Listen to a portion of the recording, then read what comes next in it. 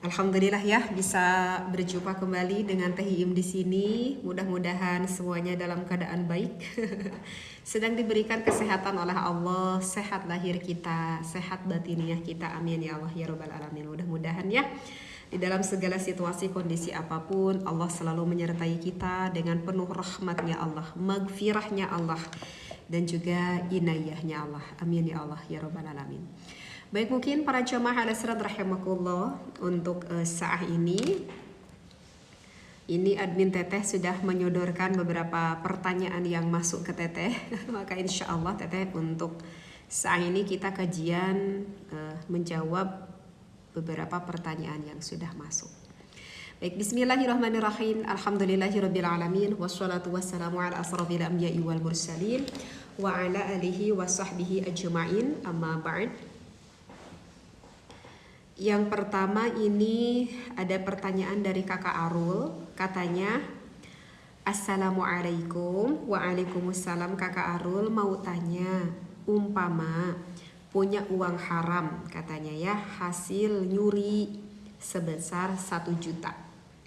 Nah, 600.000 ini disumbangkan ke masjid, sisanya disedekahkan ke orang lain. Apakah kita itu akan mendapatkan pahala? Iya ya.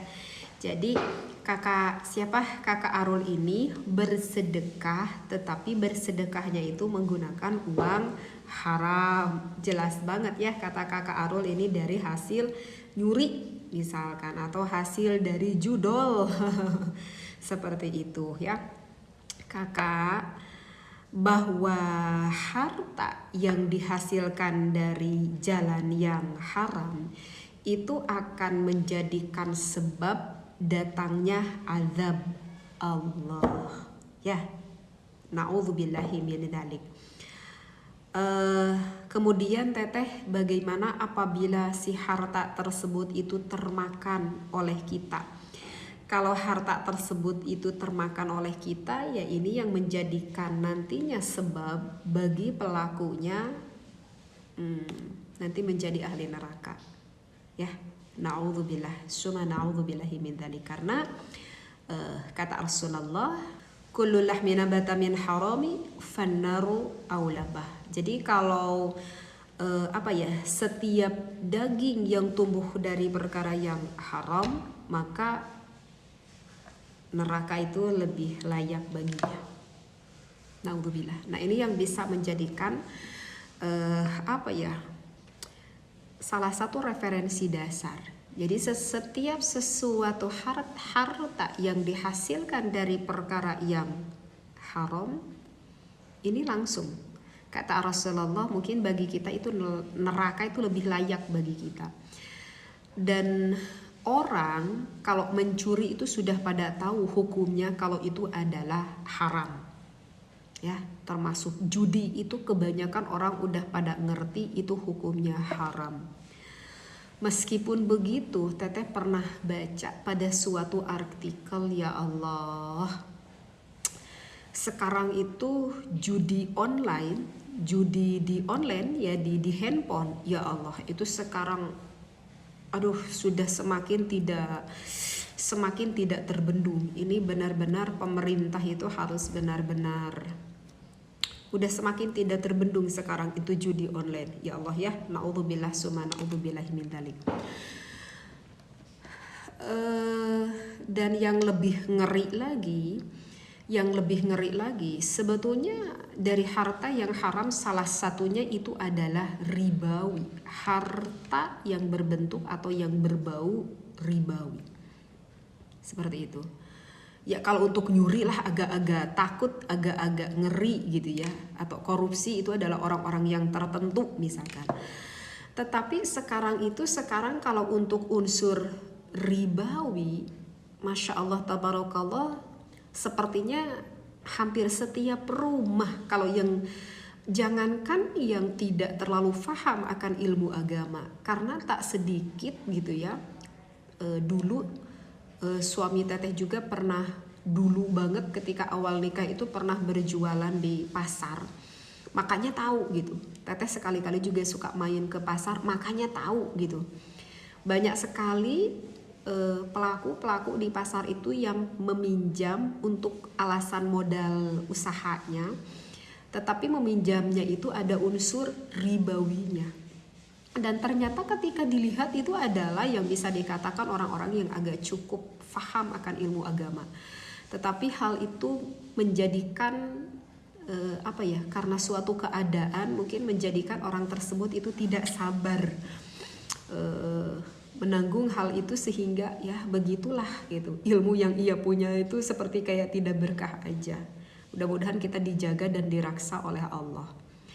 Dan Teteh tuh ingat banget ya, ini mah ngobrol aja, ingat banget gitu ya, ketika dulu Teteh tuh masih kecil, ada satu tetangga, ini ceritanya ada satu tetangga yang mana pekerjaannya itu udah pada tahu banget gitu ya. Tetangga Teteh udah pada tahu banget kalau dia itu suka meminjamkan uang yang unsur ribawi gitu ya. Kalau misalkan meminjam 10.000 nantinya harus dibayar 20.000 gitu ya. Udah pada tahu. Pada satu ketika itu tetangga Teteh itu, Teteh masih ingat banget ya ketika kecil, pada satu ketika itu tetangga Teteh itu mengadakan suatu syukuran. Teteh juga lupa lagi syukuran apa. Diundanglah itu tetangga, pada datang biasa. Nah pulangnya itu dikasih kayak kayak besek, kalau orang Sunda itu kayak makanan gitu ya, nasi ada lauk pauknya gitu. Dan itu yang diundang pada gak mau makan, si nasinya itu pada dibuang. Kenapa pada dibuang? Karena aku takut gitu ya, ini nasinya itu dari hasil ribawi. Sampai segitunya Teteh tuh masih ingat banget gitu ketika dulu kecil. Tetapi sekarang Teteh pada usia sekarang ini, Teteh itu menemukan tetangga itu hampir di tiap rumah itu punya hutang terhadap yang mana si ijab kabulnya itu adalah itu termasuk ribawi gitu. Kalau di kampung Teteh itu Teteh mendengar ada dengan istilah Bang Emok apalagi ya gak tau lah apa itu ya namanya itu. Dilihat itu hampir setiap rumah. Ya Allah, tabarakallah.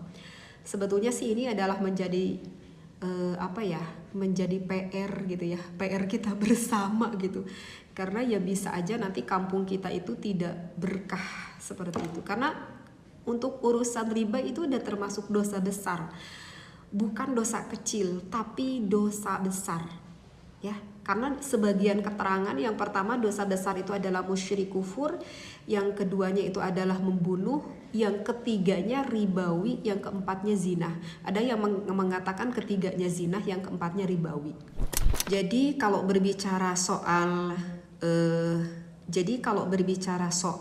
ribawi sebetulnya sih ini PR bersama ya. Terkadang si orang-orang pelakunya pun sebagian tuh udah tahu gitu hukumnya, aku tahu gitu ini tuh riba teh. Cuman ya bagaimana dengan situasi keadaan aku gitu, ngeles gitu, kayak kalau dalam hidup tuh kayak ngeles, terus bagaimana lagi? Aku butuh modal gitu ya. Siapa lagi yang dapat meminjamkan aku uang seperti itu. Nah makanya ini kenapa Teteh katakan ini adalah PR bersama gitu ya, seperti itu. Meskipun kalau kita berbicara lebih dalam, yaitu sebetulnya ya sejauh mana sih ketingkatan iman kita, karena kalau yang Teteh rasakan gitu ya, karena Teteh pribadi juga pernah merasakan bagaimana ketika awal menikah dengan, ya malumlah menikah dengan sosok seorang suami santri lah istilahnya, ketika berhenti ngaji dari pondoknya itu adalah ketika mau nikah gitu. Jadi ketika awal nikah itu baru pertama kali mencari nafkah lah suami untuk Teteh sendiri, untuk istrinya gitu ya kan. Memahami sekali gitu Teteh pribadi juga di dalam keadaan ekonomi yang begitu bisa dikatakan rendah. Tapi kalau yang Teteh rasakan itu sebetulnya ya bagaimana berbicara akan keimanan kita. Kalau hati kita yakin sama Allah, mau dalam keadaan apapun, pokoknya ya Allah, na'udzubillah, aku minta diraksa oleh Allah. Aku tidak ingin terjerumus ke sesuatu yang haram. Itu sebetulnya tergantung akan kekuatan iman kita. Ya maka nanti oleh Allah akan dijaga aja, akan diraksa aja. kesabaran kita itu ya yang menjadikan modal gitu, seperti itu.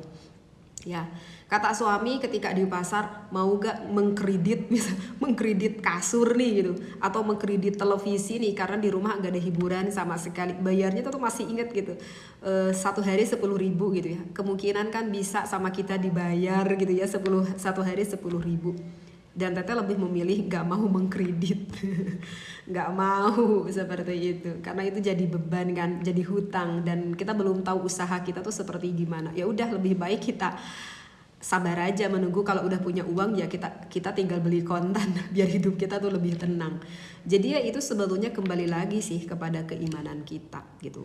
Tetapi kan keimanan seseorang kan gak bisa disamakan ya kan. Makanya Teteh tadi bilang ya ini mungkin jadi PR bagi kita semua. Nah, kenapa Teteh ini berbicara riba ini? Karena Masya Allah Tabarakallah, katanya sih di kampung-kampung orang lain pun seperti itu. Sekarang tuh hampir di setiap rumah itu berhubungan dengan ribawi. Makanya kita harus paham benar akan ilmu fikih apa saja yang merujuknya nanti ke haram, ke syubhat. Kita tuh harus tahu benar. Apalagi bagi kita adalah sosok seorang suami yang wajib memberikan nafkah kepada anak istrinya. Mau istri kita jadi solehah bagaimana, mau anak kita mau jadi soleh bagaimana, kalau uang setiap harinya sama bapaknya dikasih dengan rizki yang haram, yang sudah menjadi darah daging yang masuk ke dalam tubuh anak istrinya, mau soleh bagaimana? Dari hasilnya juga awalnya dari yang haram gitu ya. Aduh, ini jadi panjang lebar ini Teteh ya. Padahal tadi yang berbicara itu maksudnya apa? Sampai lupa lagi ini pertanyaannya. Kalau hasil dari haram aku disedekahkan ke masjid katanya seperti itu. Apakah akan menjadi pahala kan gitu ya pertanyaannya. Maka gini kakak. Ini ada riwayat lain. Ini misalkan kita ambil hadis yang diriwayatkan oleh Sahih Muslim kakak ya. La yaqbalullahu sholata bighairi tahurin.